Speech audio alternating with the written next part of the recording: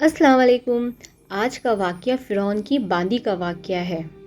क्या ये है कि एक बार हुज़ूर अकरम सल्लल्लाहु अलैहि वसल्लम शब मेराज में बैतुल मुक़द्दस की तरफ जाते हुए मिस्र के करीब एक मकाम से गुज़रे तो उन्हें निहायत ही आला और ज़बरदस्त खुशबू आने लगी।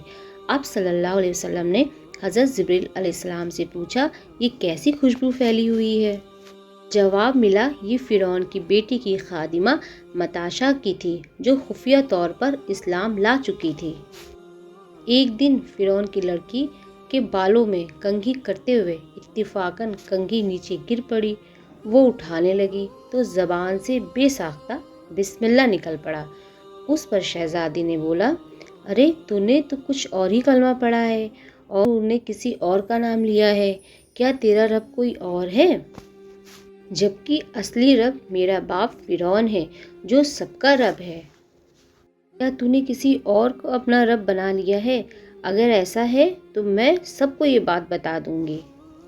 और वो ज़ोर ज़ोर से चिल्लाने लगती है कि इसने अपना दूसरा रब बना लिया है, इसने अपना दूसरा रब बना लिया है।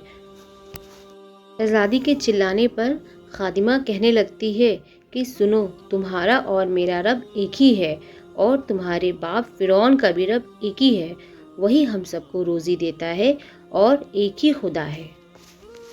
कोई दूसरा और कोई रब नहीं है। पूरी दुनिया को चलाने वाला सिर्फ एक ही रब है। वो रब अल्लाह ताला है। थोड़ी ही देर में चारों तरफ हलचल मच जाती है। लोग इधर उधर उसको देखने के लिए आने लगते हैं कि इसने अपना दूसरा रब बना लिया। सब एक दूसरे को देख रहे होते हैं और उसका मजाक उड़ा रहे होते हैं। फिर उसे दरबार में पेश किया जाता है। फ़िरौन कहता है कि तुम माफ़ी मांग लो, मैं तुम्हें माफ़ कर दूंगा, तुम मुझको अपना रब मानो। वो कहती, नहीं, रब तो वाहिद एक रब है जो बहुत बुजुर्गी वाला है, बहुत मेहरबान है।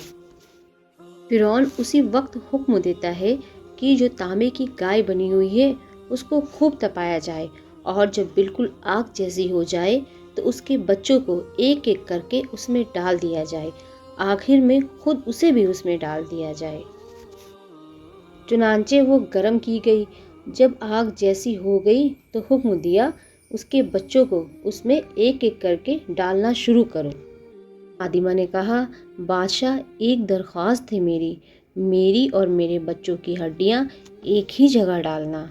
बादशाह ने कहा, ठीक है, तेरे कुछ हुकूक मेरे ज़िम्मे हैं, इसलिए तेरी ये बात मान लेता हूँ।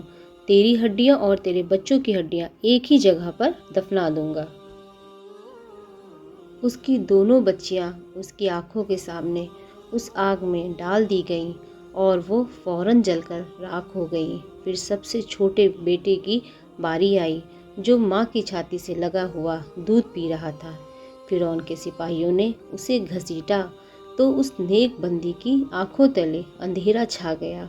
अल्लाह ताला ने उस बच्चे को उसी वक्त ज़बान दे दी और उसने कहा, बाआवाज़ बुलंद कहा, अम्मा जान, अफसोस ना करो, ज़रा भी पस व पस ना करो। हक पर जान देना ही सबसे बड़ी नेकी है। चुनांचे उन्हें सब्र आ गया। उसकी माँ को भी उस आग में जलाकर मार दिया और उसने ये किया कि तीनों की हड्डियाँ एक ही जगह ले जाकर दफना दी।